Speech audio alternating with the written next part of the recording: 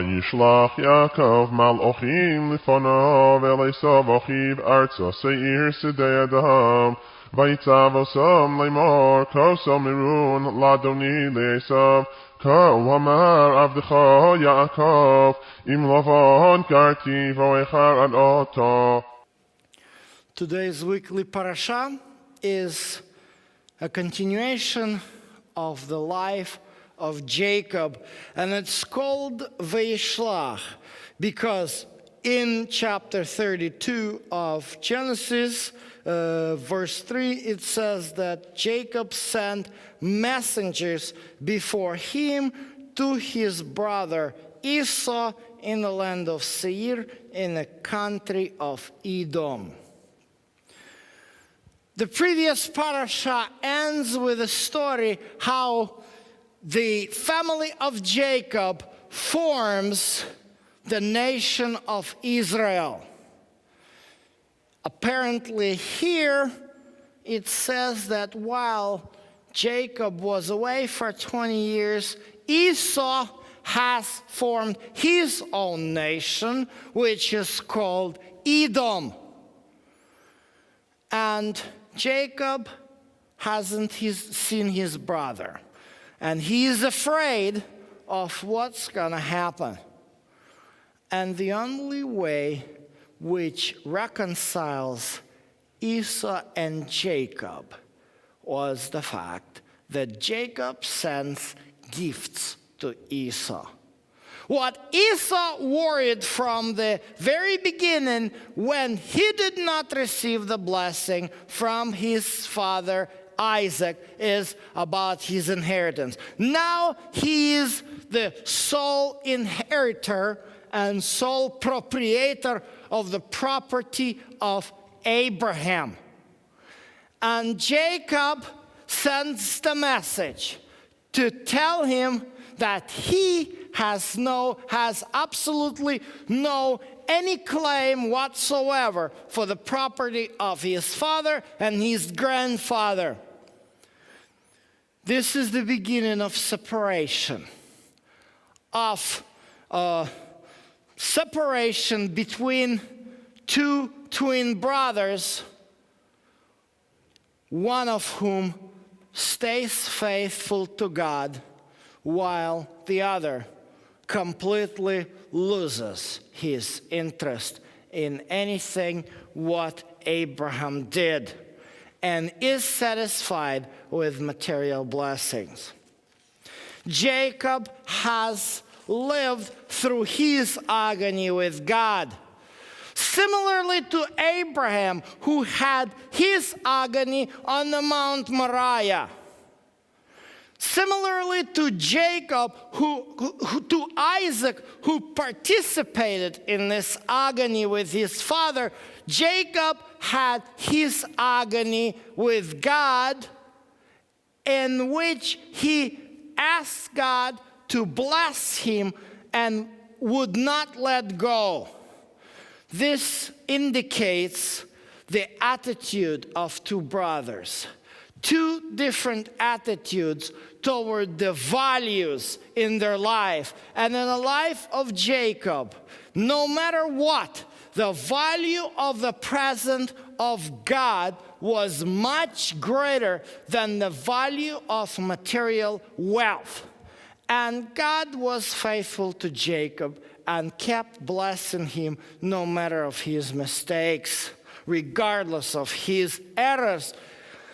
Nevertheless, such a family situation with 4 wives and constant struggles and fights could not have left any consequences, especially for the children of Jacob. And we can see that in that parasha. Jacob walks in the steps of his grandfather Abraham, literally mimicking the steps. When Jacob moves into the land of Canaan, he settles in Shechem in the same fashion as Abraham settles there. In Shechem, the family of Abraham is known, and he seemed to have no problems whatsoever with the residents of Shechem. Jacob's family interacts with Shechemites, maybe sometimes a little bit closer than it is necessary. And chapter 34 is talking about the only daughter of Jacob and her relation with Shechem, the son of Hamor, who was the prince of the city. They had some affair, and a little bit of a problem, which wasn't actually a problem for the king, because the king and the royal family could allow themselves doing all kinds of things with some strange girls. Not the case with Shechem, who became deeply attached to Dinah and wanted to marry, and sent his father Hamor to negotiate with Jacob. Jacob accepts the negotiation with understanding. Yes, things happen, but of course, now he has his grown-up sons, who, after learning what happened to Dinah, decide to act a little bit treacherously. They approach Shechemites with a suggestion. How about you getting circumcised in the same manner as we are getting circumcised? Politically, this was necessary. That was true. There was no way any of the sons of Jacob could actually go back to Haran and marry from the family of Terach. The border was drawn clearly. So the issue of intermarriage was very, very important. The question is how to intermarry. Of course, they remembered the covenant of circumcision which God made with Abraham, and that's why it seems to be logical for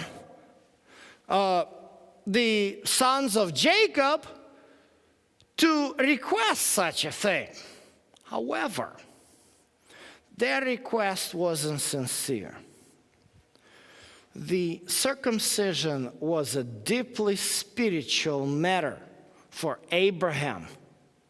The circumcision was a sign of covenant between God and Abraham, and it implied that the people who would enter into this ritual would become spiritually attached with God. This is at least how Shechemites expressed it. Hamor, the king of Shechem, decides to talk it over with his subject. He comes to the city and pleads with the residents of the city, telling them two important things. Number one, we know these people for many years and many generations. They are good people. Of course, partially that reference was also to the altar and the services held around that altar. And he comes with a suggestion. Let us marry each other.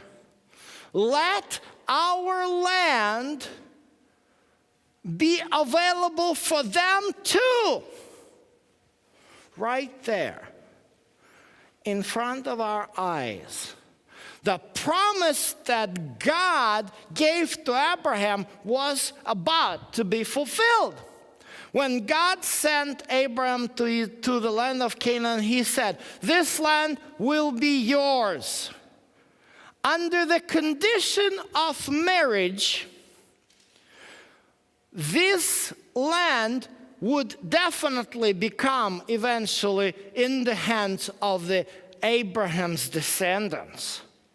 Because the residents of Shechem, these Canaanites, the Hivites, particularly as the Torah called them, they would be absorbed through the circumcision into the newborn God's nation of Israel.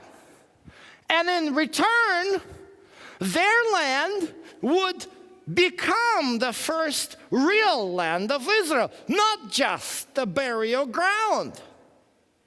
One of the serious questions, theological questions, which is often raised in the Torah is God's character and his command, "Thou shalt not kill," and the treacherous way through which the Canaan was acquired after the Exodus.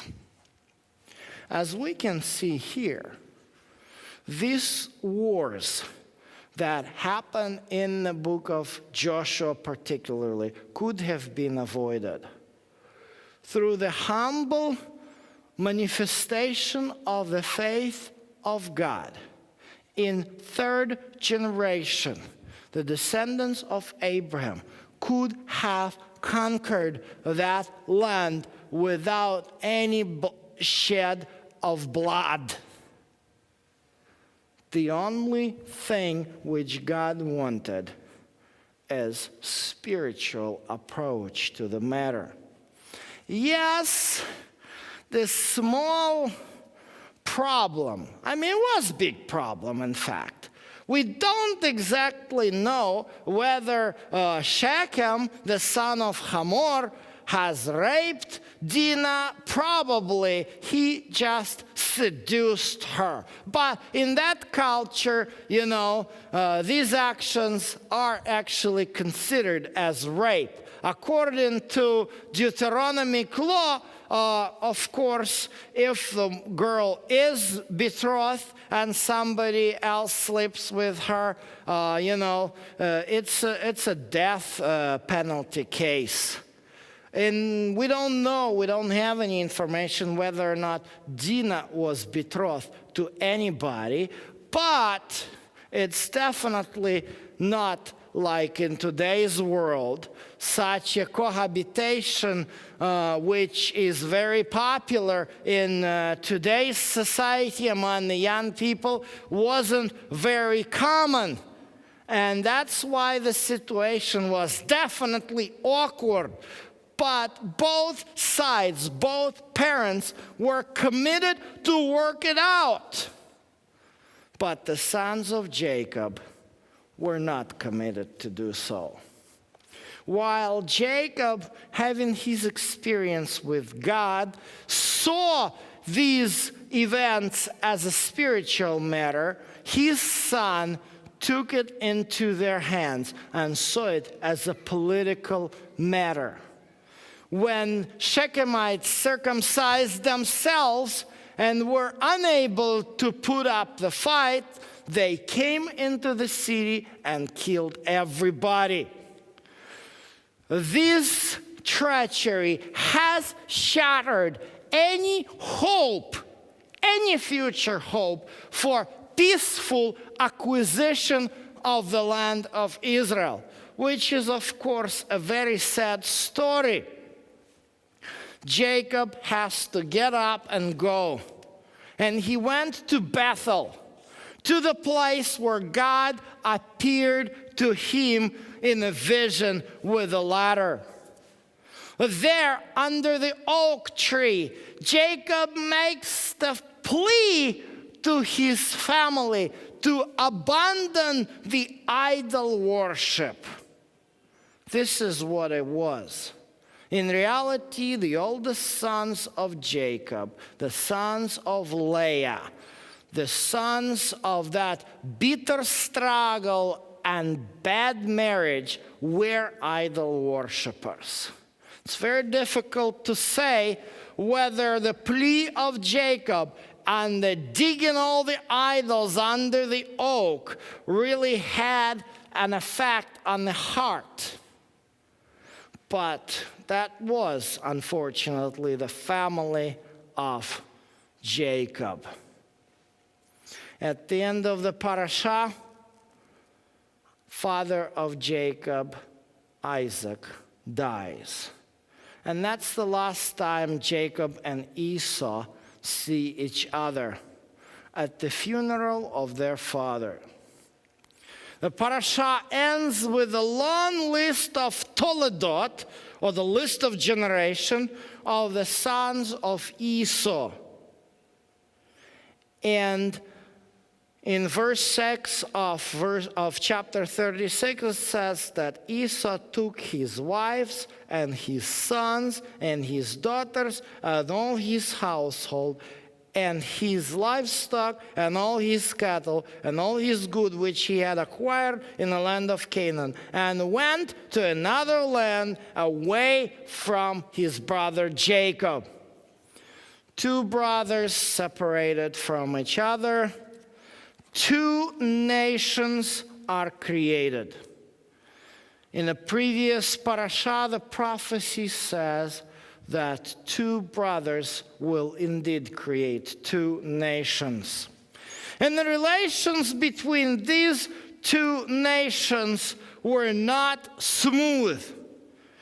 And that's why the rabbis pick the book of Obadiah as a haftarah to that Torah portion, emphasizing the animosity of Edomites toward the children of Jacob, which was manifested throughout their history. The animosity which started way back during the time of Exodus, when Edomites did not allow Israelites to pass through their land, in spite of the fact that the book of Deuteronomy calls Israelites to respect the sons of Esau. The sons of Esau did not pay that respect back to the people of Israel. This is what Obadiah is talking about. Do not gloat over your brother's day, the day of his misfortune, and do not rejoice over the sons of Judah in the day of their destruction. Yes, do boast in the day of their distress.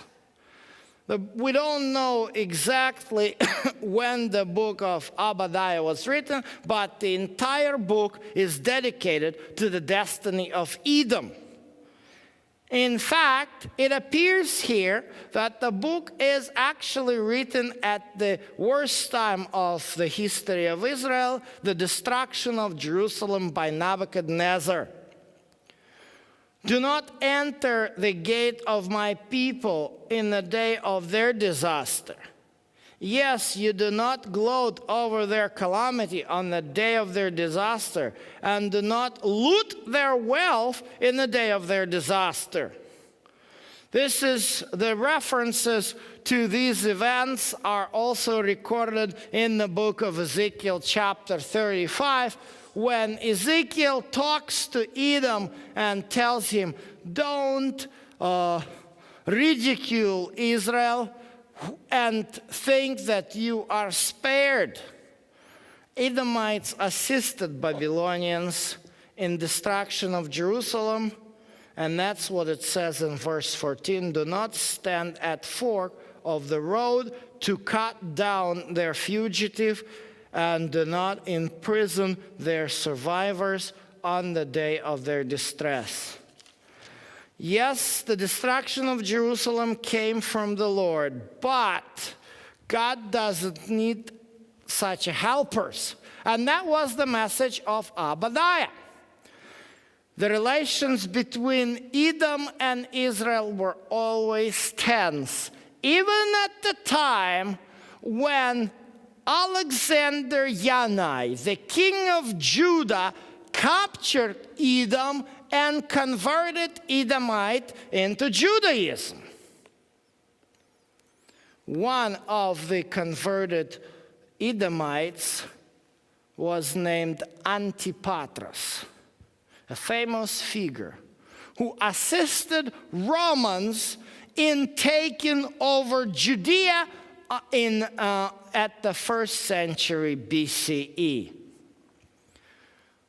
Because of the action of Antipatris, converted Edomite, his son Hordas, Herod in English, has become the king of Judea. This was a problem. Hordas was trying to please the Jewish people and in order to advance his political agenda. He undertook the massive reconstruction of the temple site, but nevertheless, he wasn't popular among the Judeans. This is why in the book of Matthew chapter 2, which we suggest as a reading matching the parasha and haftarah for this week, it talks about the reaction of Herod to the birth of Jesus. Hear what it says. Now, after Jesus was born in Bethlehem of Judea, in the days of Herod the king, wise men from the east arrived in Jerusalem, saying, "Where is he who was being born, King of the Jews? For we saw his star in the east and have come to worship him." When Herod the king heard this, he was troubled, and all Jerusalem with him.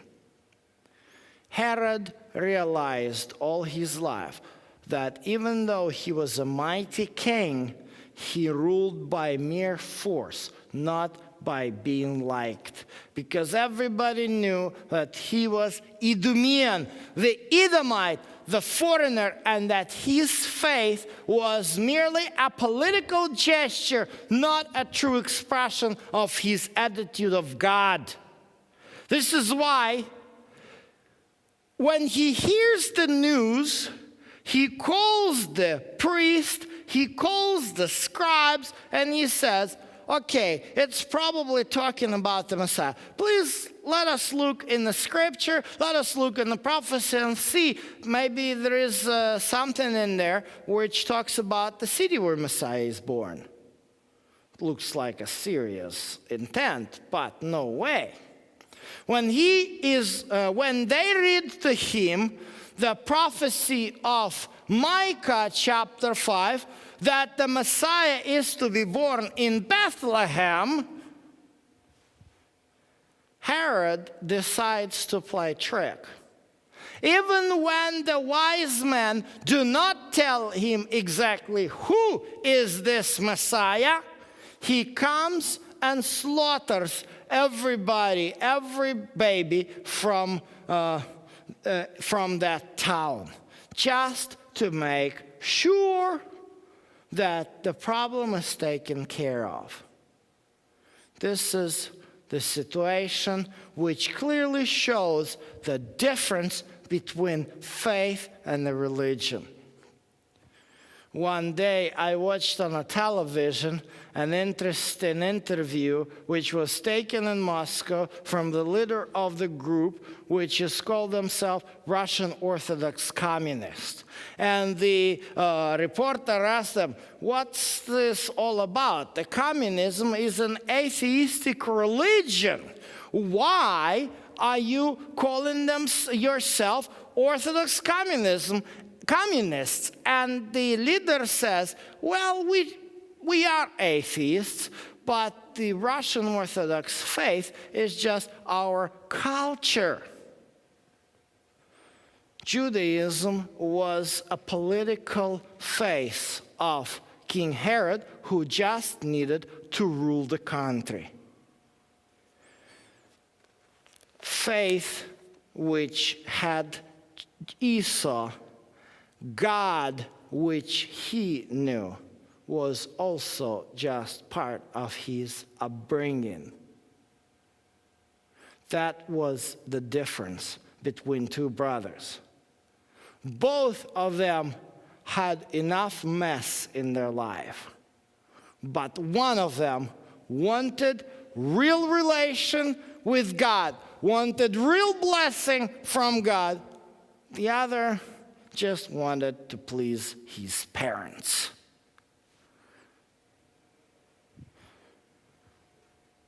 Unfortunately, for the children of Jacob, the faith of their father became a political instrument.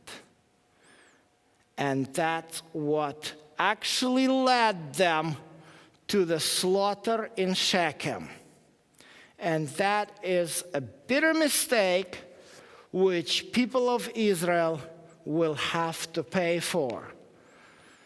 The sons of Jacob will end up being in Egypt as slaves.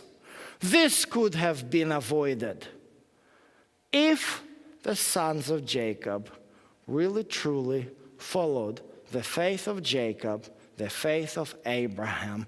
The promises which God gave to Abraham would have been fulfilled right then.